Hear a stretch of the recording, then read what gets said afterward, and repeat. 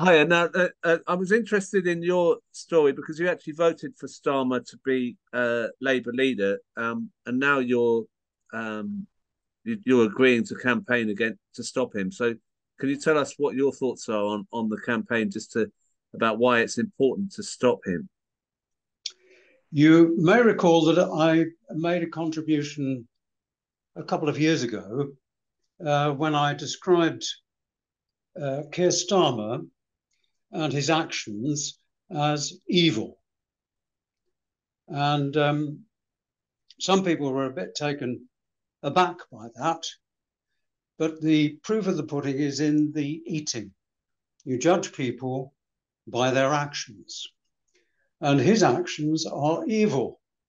And if you just take uh, one or two examples, I mean, his behaviour in relation to the Uxbridge by-election is quite extraordinary.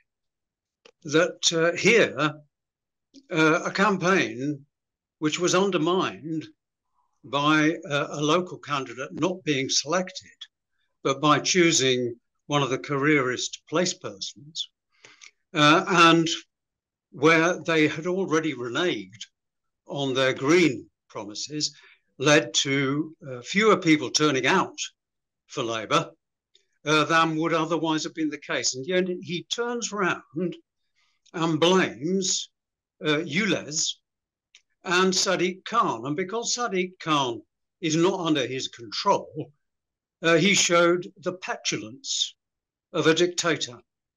Mm. And that petulance has continued in the item that you showed earlier on, in the withdrawal of the promise to roll out ULEZ schemes across the country.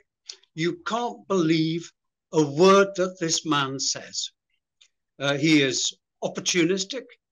He is entirely self-centered in the pursuit of power.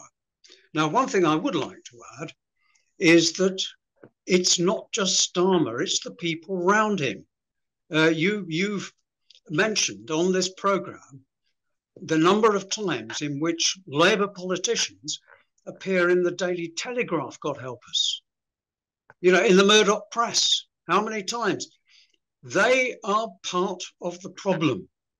And also part of the problem is the people in Labour who, despite this Stalinist behaviour and the cruel treatment of individuals whose mental health has been severely damaged by things that have been done to them, some of them who died before they get any kind of hearing in relation to the allegations that have been made against them.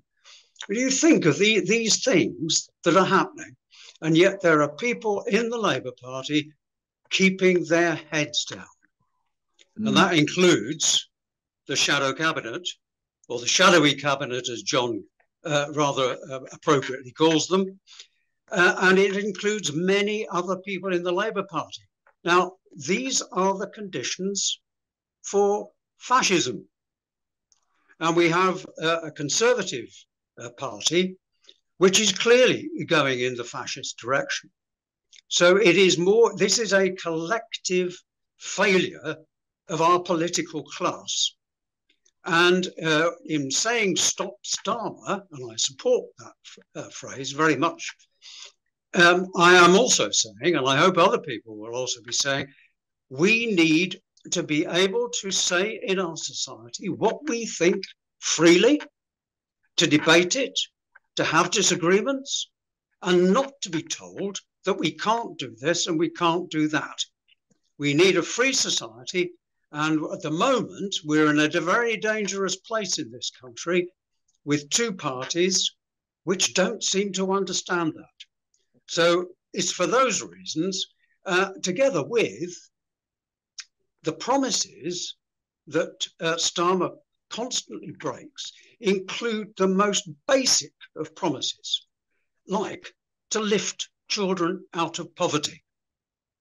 And you know, that decision that he made to say, no, we can't do that because of the economic situation was a travesty, an absolute travesty.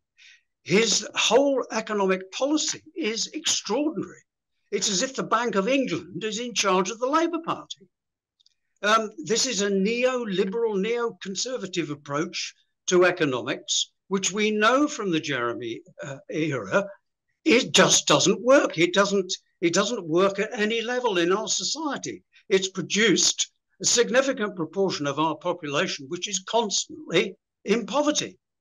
Yet this man and these people around him, including West Streeting and others, convey this policy as if it was incontrovertible, and it's not. And anybody in the party who disagrees with that policy and dares to say so will be got rid of. Now, these are dangerous times, and that's why I support the Stop Starmer campaign, but I also say stop those in the Labour Party who are part of the same problem. Would it be any different if West Streeting was the leader?